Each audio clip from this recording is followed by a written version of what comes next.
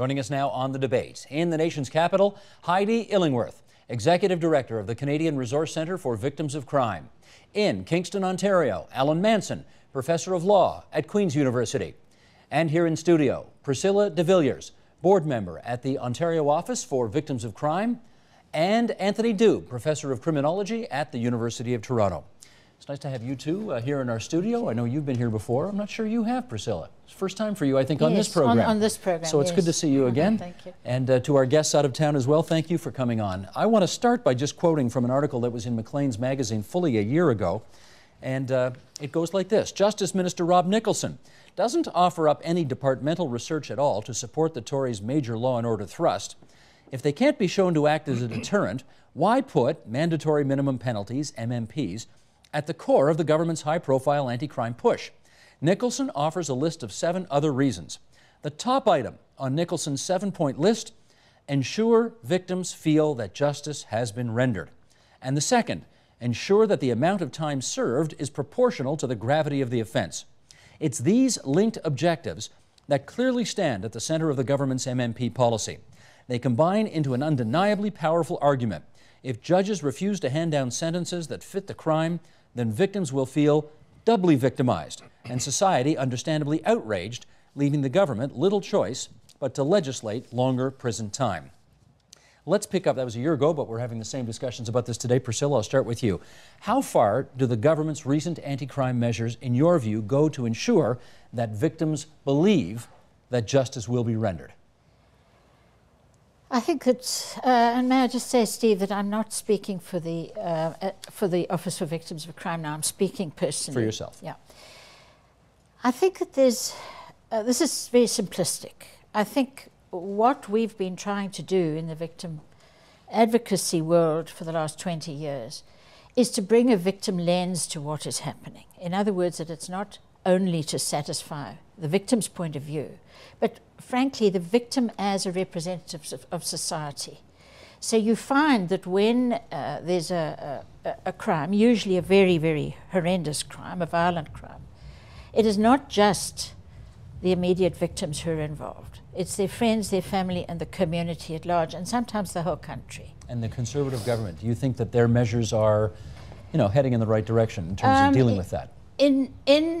In some ways, yes, but what I take issue with is the idea that this makes it victim-centered, because all that we have been trying to achieve is that the victim's point of view, the victim's lens, and the victim's voice has been part of the equation. Not at the center of it, but in it. Not at the center. Okay, let me get Heidi on the same question. Heidi, how far do you think the government's recent anti-crime measures go to ensure that victims feel that justice is being rendered?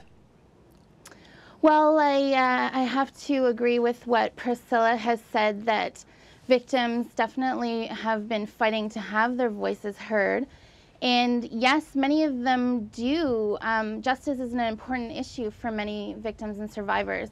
They want to see that justice is done. And so certainly at our center, we do deal with victims and survivors who are in support of mandatory minimum penalties, because they feel that that the penalty should match, or should be closer to matching the severity of what happened.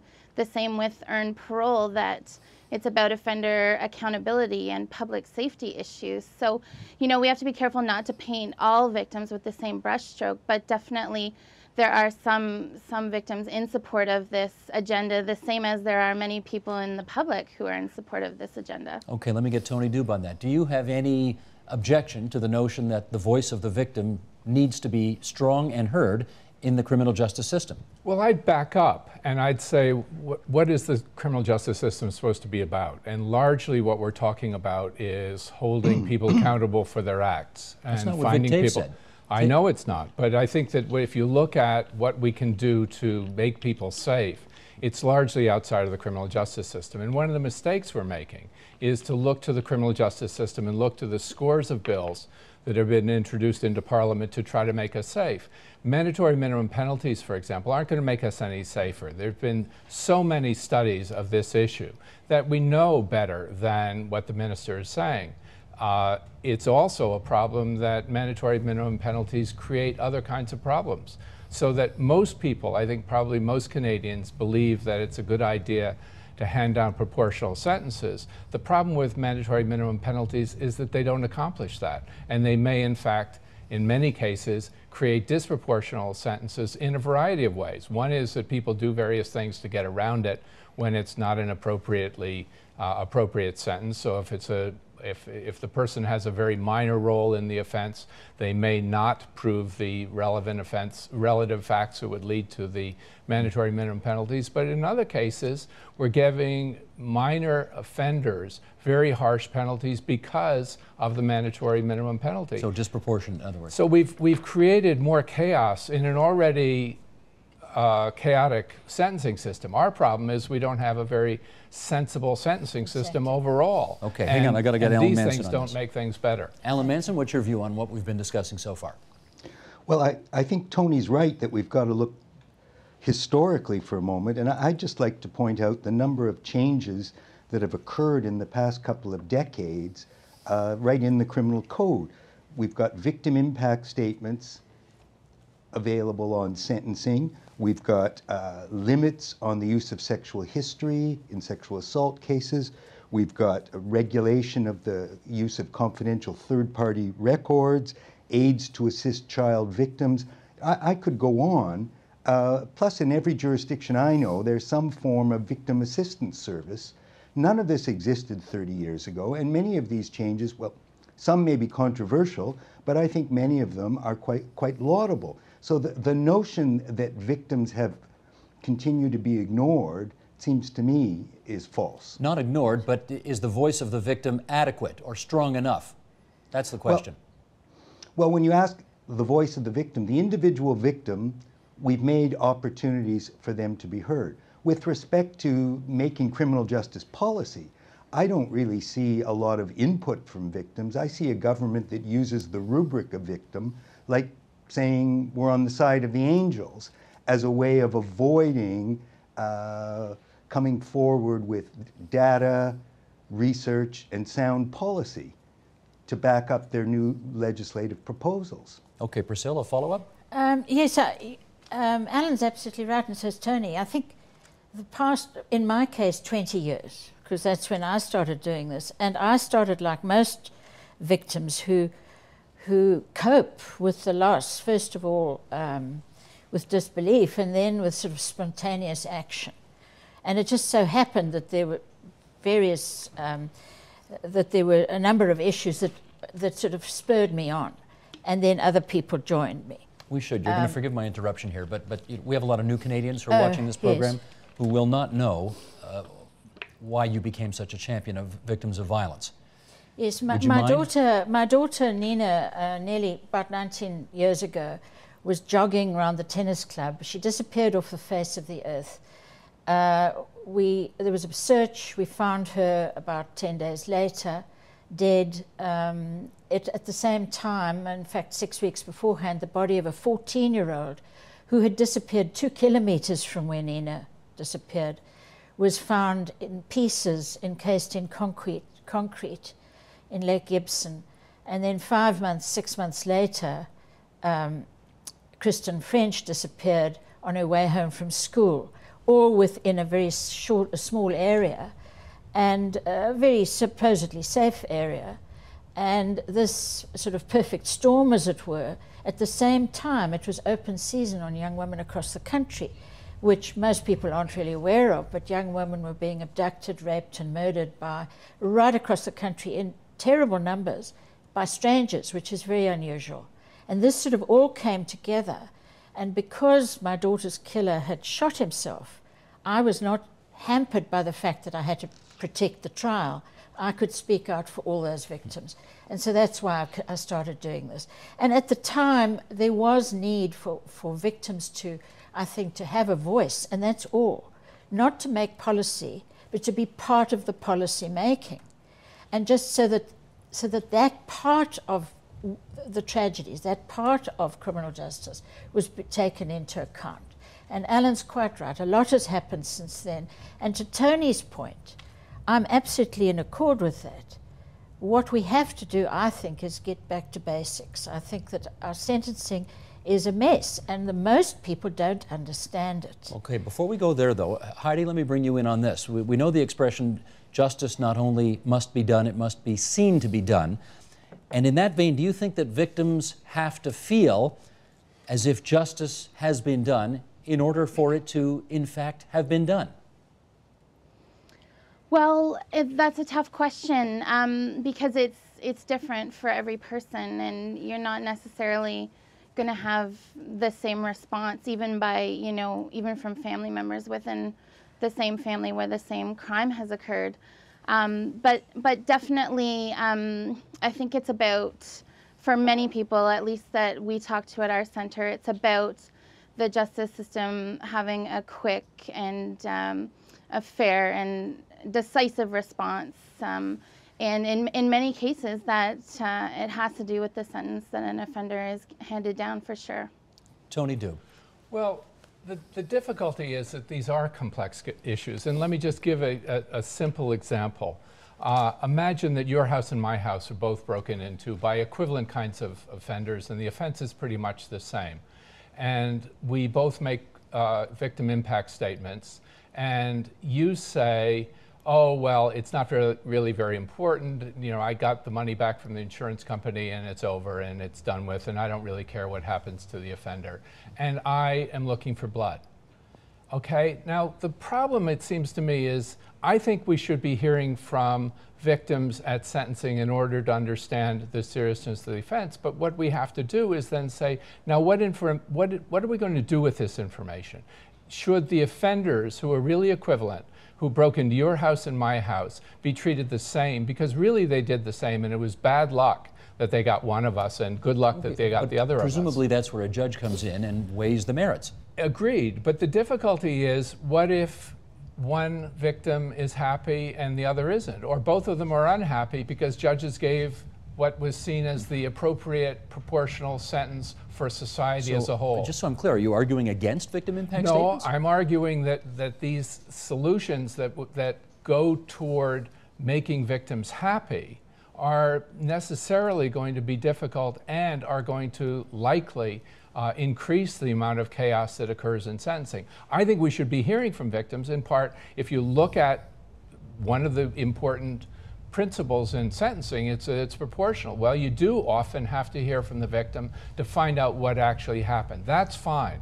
But I think that the difficulty of turning these things over, and the way the minister talked about it, of rebalancing between the victim and the offender, that's nonsense, because what we really want to do is to have a system that's fair for the offender and that's fair for the victim and treats both of them with dignity. Okay, let me follow up with Alan on that then. You know, victims obviously, just by nature of who they are and what they've been through, have a special insight into the justice system and crime. They're very close to it. I guess one of the questions we're trying to explore today is whether or not they are too close to it to be able to, I'm not sure what the right word is here. Are they too close to it, and in which case have disproportionate influence on sentencing or on the justice system, that kind of thing? Well, let me say a couple of things. First, because somebody has been victimized or is the survivor of a horrendous offense, that doesn't mean that they have insight into the prosecution, the justice system. It means they have an extremely personalized response, an emotional, psychological response that's extremely personalized. And as Ms. Illingsworth was saying, it varies from person to person. Victims aren't a homogeneous group. How people deal with grief is extremely different. We've all had experiences of losing loved ones, whether it's car accidents, cancer, suicide, and people respond differently. So I'm not sure that victims have special insights. What they have is a role that ought to be respected and treated with dignity and given opportunities to express legitimate matters, like Tony Doob was explaining. Okay, but do they not, Alan, have a better sense than perhaps all of the other stakeholders in the justice system as to what's an appropriate sentence or a just sentence? I wouldn't think so. I would think that, in fact, you know, you imagine yourself, if something happened to someone close to you, I'd be the first person to say, I'm going to grab a baseball bat. We stopped doing that 900 years ago. when the state, on behalf of the community, started criminal justice systems all around the world. The idea being that we have trials so that the state can attempt to justify their power to restrict liberty after a conviction, and we have a sentencing process so the judge can look at relevant factors. And I think we all agree that the view of the victim as far as the harm that has been suffered is relevant. The victim's view, and Canadian law is quite clear, we don't permit victim impact statements to comment on the anticipated sentence. Okay, Priscilla, you wanted to follow? Yes, I think from my point of view, what is actually incorrect here is that we're talking about using victims' happiness or otherwise after sentencing as a measure. I believe that this is the thing.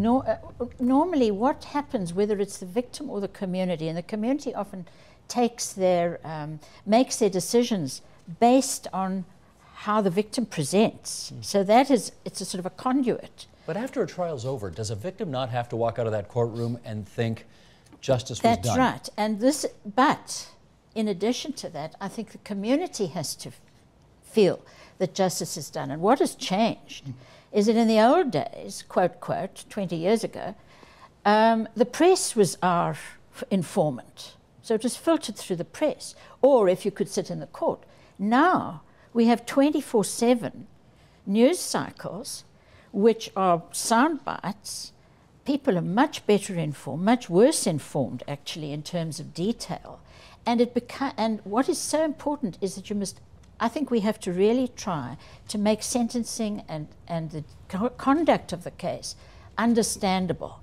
In other words, with the mandatory minimums, because a gun crime had a mandatory minimum, but very often they're rolled over in plea bargain.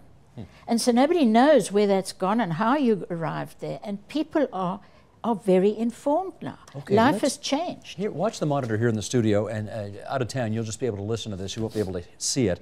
The government of Canada is taking ads out on this issue that we're talking about right now. Victims Matter is the ad campaign. Let's play some of that, Michael. Roll tape, please. I couldn't believe it happened to me. I wanted the hurt to go away. I needed to know how to make it stop.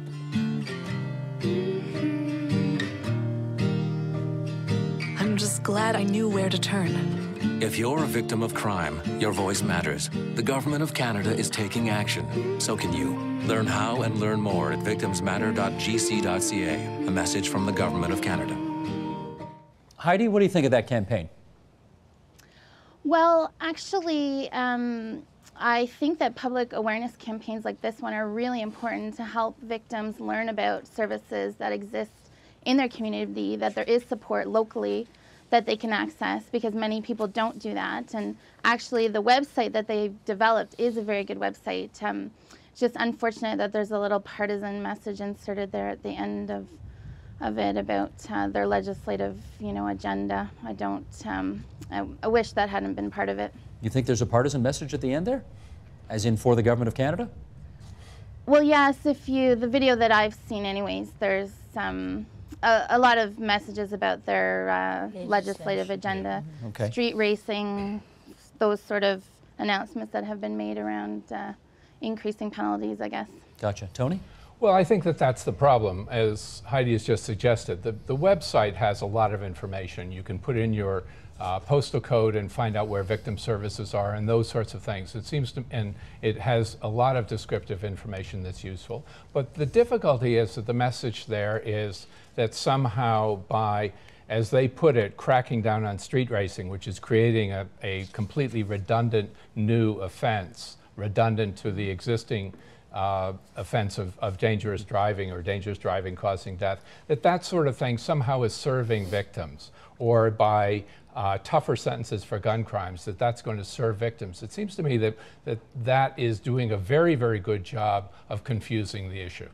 But the theory is, Alan, let me go to you on this. I guess the theory in that case is, if somebody's late to get home to supper and drives fast, that's one thing. If two 16-year-olds are out there having a drag race, at 3 o'clock in the morning on Yonge Street, that's another thing. and that second one ought to be punished more harshly. I guess that's the theory behind it. You buying? Well, I think judges do punish those more harshly. This is one of the problems with the government's agenda. One of its premises is that Canadian judges are too lenient, that they don't know how to deal with bad guys. And I read hundreds of sentencing cases. Canadian judges know how to deal with bad guys. It's not the bad guys that are going to get caught by the mandatory minimums for many, many offenses. They're going to get longer sentences than that. It's the 19-year-old kid who's become a party. People should know that under Canadian criminal law, and I think this is appropriate, aiders, abettors, common intenders are all equally guilty. So the same time a guy is doing a home invasion and committing violent acts inside a home, a 19-year-old kid who's outside waiting to drive the car away is equally guilty. That's the person that gets stung by the mandatory minimums. The bad guys are already getting sentenced severely. And when you look at the names of some of this legislation, serious time for serious crime, we have that. Our judges are not softies. Okay. Everyone's... Well, sorry, forgive me. Let me just ask Priscilla this. You've seen that ad many times. I guess, you know, the message in the ad is, we are listening to victims. That's what the Government of Canada is saying. Is it accurate? I think there's a mixed message there, and that's what Heidi was saying, actually, is that the actual fact of advertising, which I've always felt, as I in fact have said, is one of the things that the Government of Canada do for victims, because in fact, victims' issues are dealt with in the provinces. Mm-hmm. It's really not the business of the Government of Canada, apart from in the criminal code. Mm-hmm. But they have done very good work about giving money for victim services and all that sort of thing. So that's a very good ad, if it weren't a mixed message. Mixed being how? Mixed being, one is that, you know, legislation, and at the same time, where to find victim services from here to the Yukon and back again. So the services you haven't got a problem with? No, it's excellent. It's the other stuff that they're you doing think... a job that is, you know, we felt for a very long time was necessary.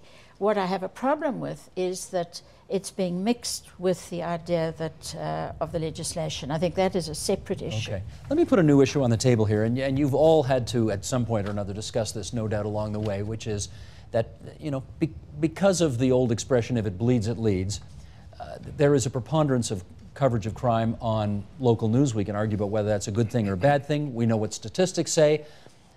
Crime seems to have a disproportionate grab on the public's imagination compared to a lot of the other things that are happening in the world today. At least that's what many people tell us. Here are some statistics. Michael, let's put these up. This is bottom page 3 here.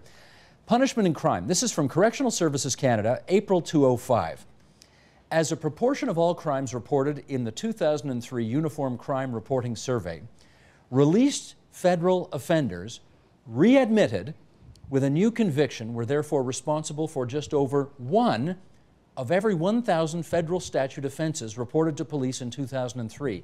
And that includes, let's break this down, 1.3 of every 1,000 violent offenses, 0.6 of every 1,000 sexual offenses, 1.0 of every 1,000 drug offenses, 0.9, less than 1%, of every 1,000 property or other federal statute offenses.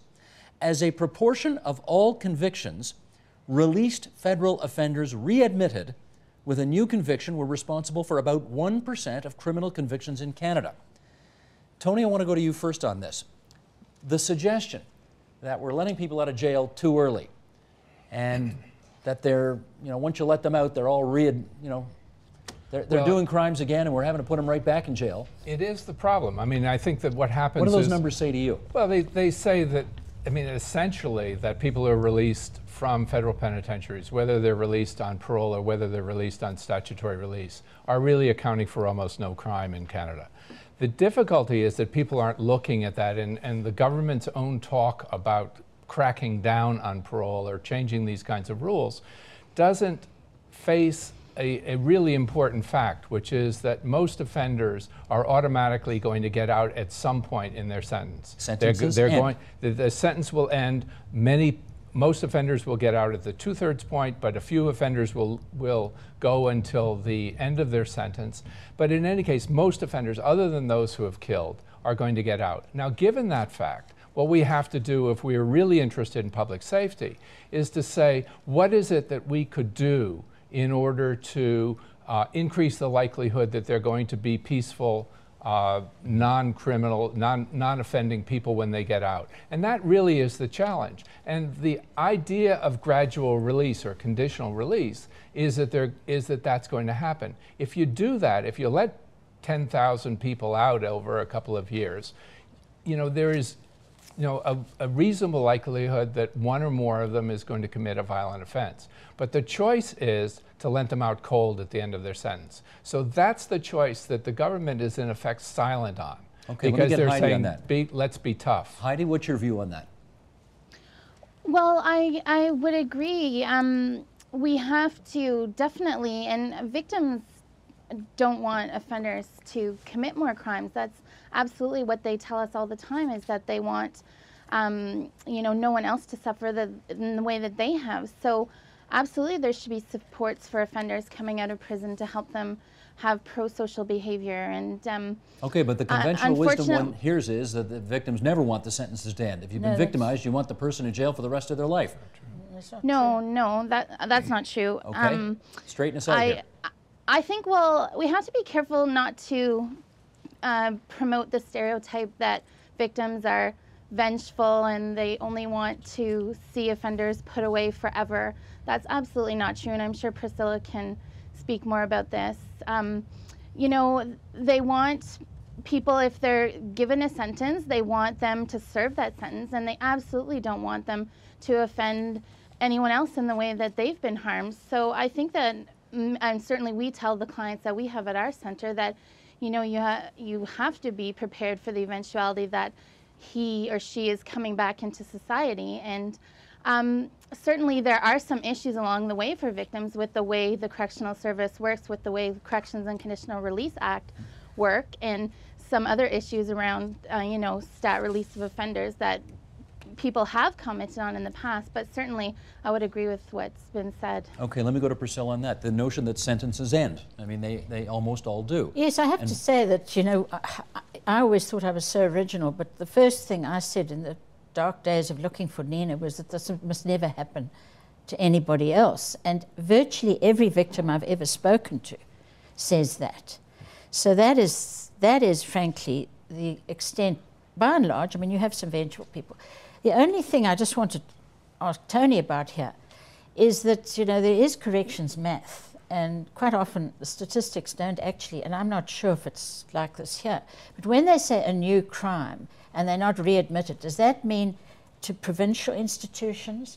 Does that mean a totally new crime, or does that mean something that was a similar crime? I know at one point, when they were measuring recidivism rates, it was for 1 year after parole. If it happened a day after 1 year, it was considered that was a successful release, and that was a new one. Are these stats worth hanging your hat on? Well, I think what they're telling you is that the release before the end of the sentence does not put us at risk. Right. I mean, these are talking about releases, and if you look more generally, you find that most of the people who are brought back into the system, which means that they're brought back into federal penitentiary, are brought back because they violated a condition of their release. So that it may be that they had a requirement that they not drink, for example. But if they're charged with another offense, they're going to be brought back in. And so what this means is that is something that we really don't have to worry about very much.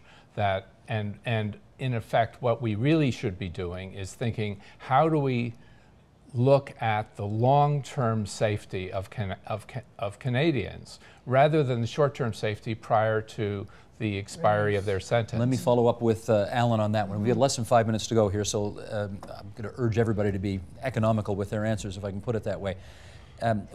We've said it many times on this program, 25 years ago, the notion that the victims had a role to play in the justice system was almost unheard of. And then through the efforts of people like Priscilla de Villiers, things are different today.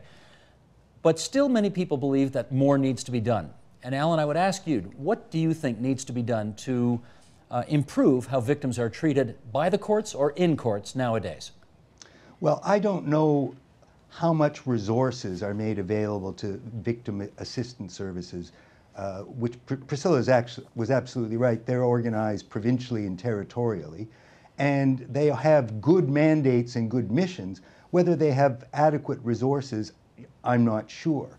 When it comes to criminal justice policy, I think what we need to be satisfied about is that victims aren't being used simply because they have moral authority because they've suffered. Going back to your video a minute ago, I think it's good that people realize that victims suffer pain. But the question is, what role should that play, both in criminal trials, both in the development of criminal justice policy? Pain is personalized, and it's suffered differently, and it can't be used as an excuse for sound policy making based on good evidence, good data, and extensive debates. Much of the progress that victims have... Yeah, do you ever feel used as a victim of crime? Oh, certainly, but... by politicians? Well, I don't know about used. I think as long as you're both working towards the same end, if it assists in bringing attention to an issue, it's mutually satisfactory. What I do take issue with is this idea that it's the victim's pain that we're using. There's no doubt that in the first few days, I mean, the media want to catch you crying in every possible place and way, and rending your garments and so on, which you do.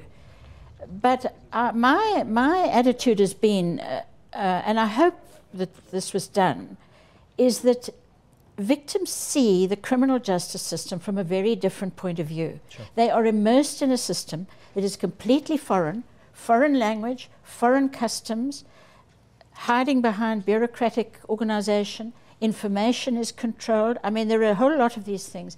And I believe that hopefully what we've done in a sense that is credible is to learn from those experiences, because victims can really tell you a lot once they're through the initial agony, and to show a way that this could be amended. So I don't feel that this is about victims' pain. This needs to be about victims' experience. They have experience and they can you can render good advice. You can contribute to the discussion and hopefully the development of criminal justice, which must reflect the 21st century. I want to thank all of you for contributing to the discussion here tonight on TVO. Heidi Illingworth from the Canadian Resource Centre for Victims of Crime in our nation's capital. Alan Manson from Queen's University in Kingston. My thanks to you two for being there on the line for us. Tony Duke from the University of Toronto. Priscilla de Villiers, Victims of Crime advocate and the starter of Caveat. Was that 20 years ago, Caveat? 20 years ago. 20 years ago. Okay. Thank you both as well for being here tonight. Thanks.